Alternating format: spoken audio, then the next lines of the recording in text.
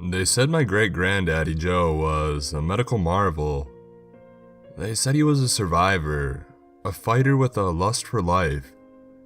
Of course, that wasn't entirely true. The truth was, he made a deal with death. When I was a kid, it was his favorite story. He'd pull me close to him and say, "Did I ever tell you about the time I cheated death, Thomas?" And even though I'd heard the story many times, I'd shake my head vigorously and ask him to tell me. "I was barely out of short trousers when I signed up for the army," he'd begin. "But then there was nothing out of the ordinary about that. So many young men died in that first Great War. Boys in my regiment barely 15, because they'd lied about their age just to sign up. Thought they were going to be in it for the glory. The truth was very different. Anyway, we were born at the Eisen River and Lord were things grim. Amid the fighting, I noticed this young fella. Looked nothing more than 16 or 17 himself, but the reason he stood out to me was he wasn't scared. And let me tell you, we were all scared half witless out there. But this young fella was almost sauntering about. And I'll tell you something else I noticed. He would touch someone, and the moment he did, they'd die. Some of them were already hit and on their way out anyway, but some were standing and fighting, and you could guarantee the moment he laid a hand on them, they'd drop like a stone. The funny thing was, even though I was already halfway out of my wits with fear because there were grenades dropping like apples off a tree into the trenches, this young fella scared me more. He was dressed like one of our own, and he seemed to disappear and reappear in the smoke like a phantom. So anyway, in the blink of an eye, there he was next to me. Thomas, I have never been more scared in my life, but I was a cocky young'un back then, and in all honesty, I thought I had nothing to lose. "Before you lay one hand on me," I said, "I have always heard you like a bit of a gamble. Is that true?" He looked at me with the blackest eyes you ever did see, and he slowly nodded. "Well, I don't exactly have a chessboard in my pocket," I said, "but I do have my lucky coin, so how about a coin toss? Best of 3. Heads I win, tails you take me. How does that sound?" "Well, it's rather against the rules, he answered. And no word of a lie, his voice was the most beautiful sound I'd ever heard in my goddamn life. I nearly changed my mind just at the sound of it, but then I thought about your great-grandma back at home. She was just a slip of a thing back then, but I was mad for her, and I would have given anything to get back home and see her." He looked at the carnage around him, and I could see the sadness on his face. "Lucky for you, I'm in the mood to break the odd rule today. Heads you win, tails you lose," and his face broke into the most angelic of smiles. Now, I can't tell you how relieved I was, because what Death didn't know, and I was praying he couldn't read minds, that my lucky coin was a 2-headed sixpence. Sometimes when coins were minted back in those days, there'd be a mistake, and though they were rare, you'd get the occasional 2-headed or 2-tailed coin. So anyway, I tossed my coin and it came back heads. I tossed it again and it came back heads again. But then Death gave me the strangest look. For a moment, I thought he was wise to my deceit, but after a moment he smiled and said, "You win, I'll pass you by." And then he was gone.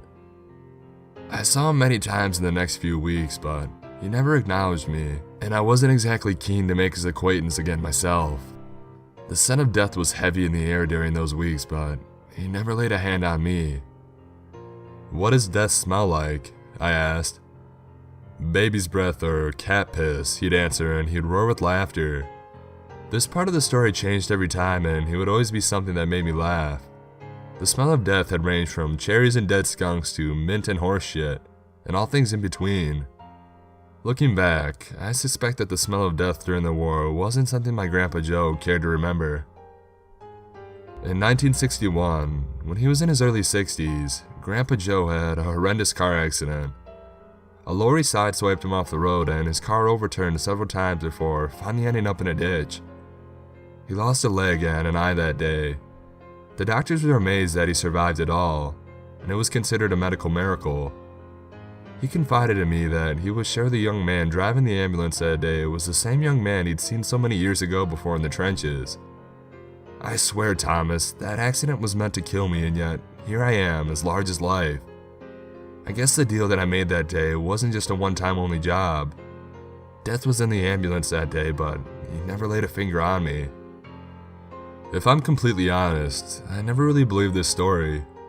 I thought it was something he made up to amuse me as a child, but I was a little older when he told me about the second incident, and I could tell it made him unsettled, although at the time I never realized it.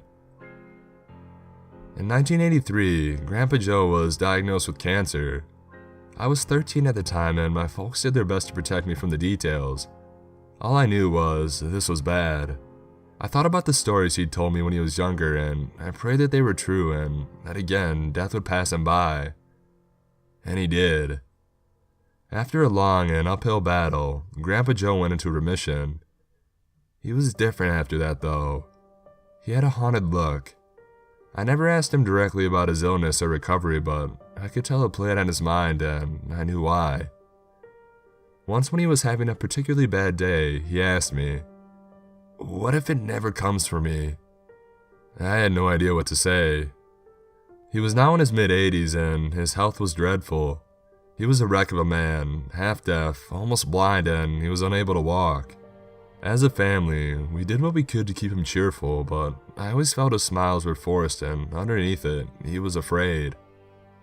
By 1966, he was in his late 90s and his cancer had returned.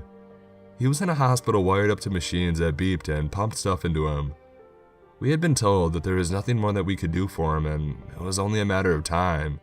For his sake, I hope that was true. While he became forgetful in his late years, his mind was still pretty sharp. One day when I was visiting, he was visibly distressed. At first, I thought he maybe needed more pain medication, but after he assured me that that wasn't the case, I finally wheedled it out of him. He wanted me to go get his coin. He'd hung on to it for all these years, his lucky coin that had kept death from his door for nearly a century. Maybe I can show him. Maybe if he knows I cheated, he'll take me, he rasped. So I went home and I looked. He'd been living with me and my folks for almost 10 years at the point, and I just about tore his room apart looking for the shoebox that he had kept it in. Eventually, my mom came in and asked me what the hell I was doing, and when I told her, she admitted that she had thrown it out. "Your great-granddaddy is just such a hoarder," she sighed, "and I thought it was just junk. Anyway," she added, "you surely don't still believe those stories he told you when you were a kid." I wasn't sure if I did or not, but I knew Grandpa Joe did. When I returned empty-handed to the hospital, he was sleeping, the machinery around him humming softly. I was relieved. I didn't know how to tell him my mission had been unsuccessful. As I slumped in the chair next to him, I began to doze off.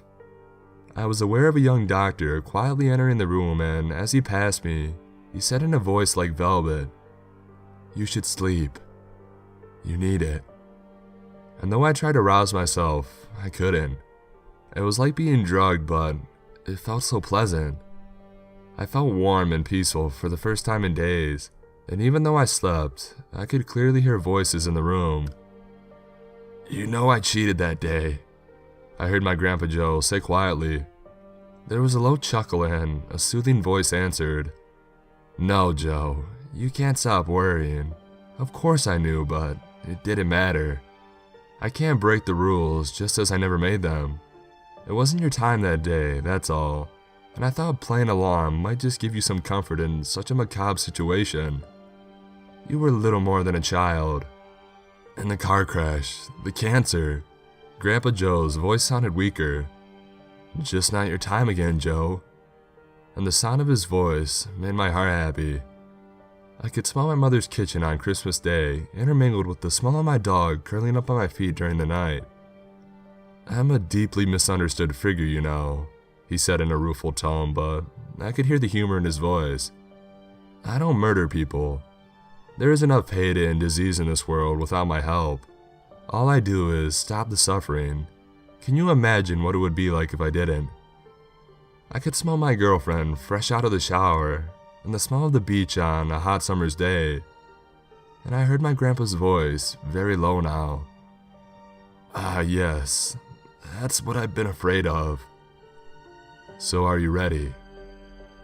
"Yes." I awoke with a start when my Grandpa Joe flatlined. There was a rush of medical staff into the room, but no attempt was made to resuscitate him as it had been his wish. His face was calm and peaceful. So Grandpa Joe was wrong. When he comes for you, death doesn't smell like decay and fear, or even baby's breath and cat piss. He smells like comfort.